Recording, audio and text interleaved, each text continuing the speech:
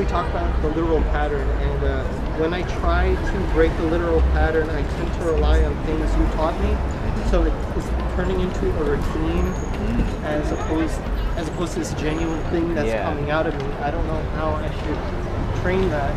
Okay, well, that's an interesting question. First, I'll define the literal pattern. The literal pattern is that which is expected. So, for example, when where are you from? What do you do? I'm from here. I do that. What's your shoe size? Why are you standing here? These are all literal questions, right? Which a lot of us do when we're on autopilot, and therefore we're not really connecting with one another. By simply breaking it, there's various ways to do that. You open up a space, and fun and new things happen. Newness happens. You become very present, and there you can make a connection that would be unique.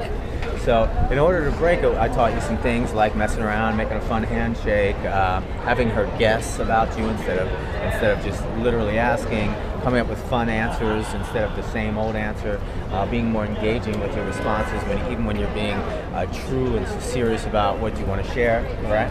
So another way to break the literal pattern always, and this is the answer to your question, is to pay attention to the other person, not just with your eyes, but with your ears and your sort of intuition, and you pay attention, you work off of the other person. You listen to the other person. You relate to the other person. You respond from them.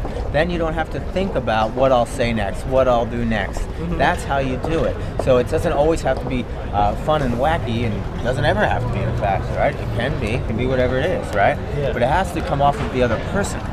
And that's what you need to do. You need to learn to really listen and relate and respond. Relate. What does it mean to relate? Oh, okay, pick it up, right? You need to learn to work off of her, listen to her more.